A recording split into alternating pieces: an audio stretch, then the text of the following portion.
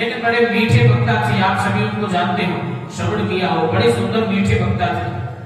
उनकी वाणी में साक्षात मां सरस्वती निवास करती थी। तो प्रीत के बारे में बड़ा, प्रेम के बारे में बड़ा सुंदर उन्होंने व्याख्यान किया है।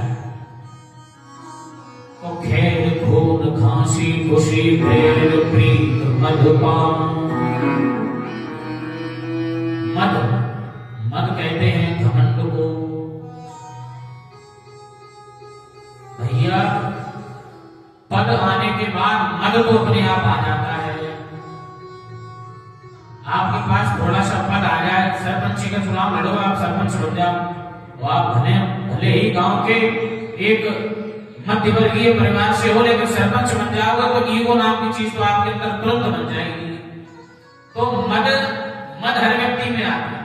मद हम कितना भी घमंड को दिखाने का प्रयास न करें, लेकिन हमारे बातों से, हमारे लहजे से वो मद हमारा दूसरे को समझने आ जाएगा। श्री खेल खून खांसी खुशी प्रेम प्रीत मधुपान।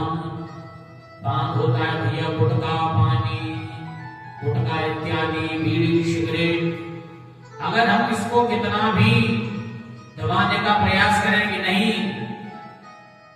हम घर में जाएंगे तो घर में गुल्ला करके जाएंगे, अगर पिताजी देख लेंगे कि राशि खा रहा है तो पिताजी डांटेंगे। हम कितना भी दबाने का प्रयास करें तो बच्चा कितना भी अपने पिताजी से उस गुटखे को दबाए कि नहीं, पिताजी समझ जाएंगे, सब गुल्ला गुल्ला करके इलायची वगैरह मुंह में दबाकर सब अपना 100% पूरा अपने आप को शांत अच्छे तरीके से बना के पिताजी के सामने प्रस्तुत होता है। लेकिन एक ना एक समय आने पर वो पान, वो चीजें जो आप करते हो, वो पिता के सामने, परिवार के सामने, समाज के सामने एक ना एक दिन अवश्य आती है, कितना भी इसको दबाने का प्रयास करना। खेल खून खांसी खुशी प्रेम प्रीत मधुपान। तुलसी गावे नाद वेन जाने सकल सुजान। भैया इनको कितना भी दबाने का प्रयास करो, लेकिन सुजान ये दुनिया अवश्य जानेगी।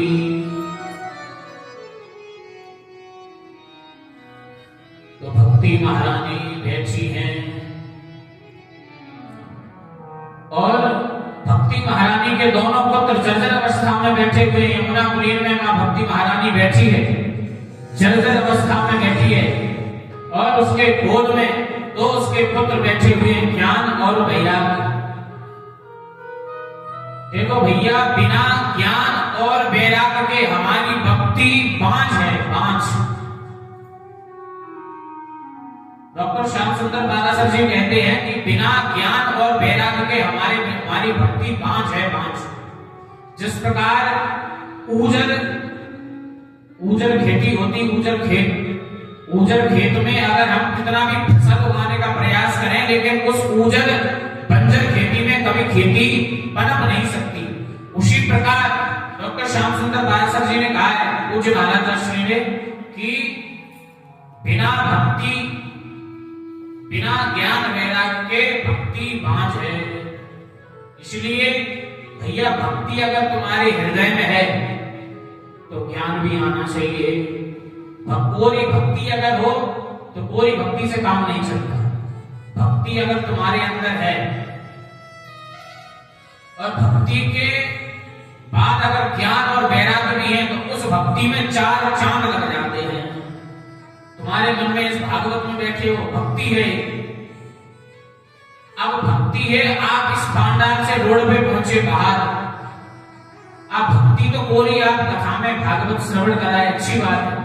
लेकिन कोई अपाहिज व्यक्ति, आप गाड़ी पार कर रहे हो और कोई अपाहिज व्यक्ति ये रोड क्रॉस कर रहा है और आप गाड़ी में से बैठ के ही उस व्यक्ति को गाली दो, ए अपाहिज, तुझे दिखता नहीं है मेरी गाड़ी निकल रही है, तुझे अभी निकलना चाहा।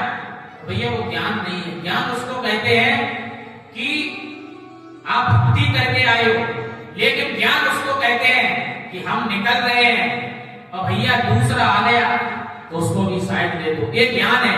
नहीं भैया, हम तो गाड़ी में बैठे हैं, 2 मिनट लेट और हो जाएंगे, लेकिन उस व्यक्ति तो अपाहिज है, उसके अंदर तो उसके तो पैर भी नहीं है, इसको क्रॉस कर जाने दो, इसको कहते हैं ज्ञान। और दूसरा होता है वैराग्य। बिना वैराग्य के भी भक्ति 5 है। जिस प्रकार अभी बैगन का आपको एक महाप्रभु का कथा श्रवण कराया, जब तक हम किसी अपने शब्दों में वैराग्यता अगर नहीं लाएंगे, अपने चरित्र में, अपने लहजे में अगर किसी चीज की वैराग्यता नहीं लाएंगे, तो वो भक्ति नहीं है साहब। इसलिए यमुना कुलीन में माता भक्ति बैठी है और उसके दोनों पुत्र जर्जर अवस्था में बैठे हैं। नारद जी महाराज उधर से गुजरते हैं।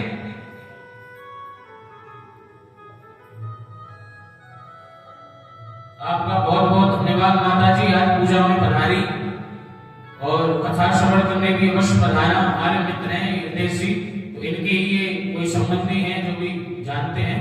आपका बहुत बहुत धन्यवाद। आप माता जी आए, प्रभु बिहारी जी की कृपा आप पर हमेशा बनी रहे।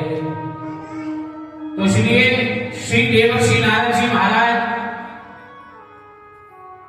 उधर से गुजर रहे थे, तो देवर्षि महाराज ने देखा कि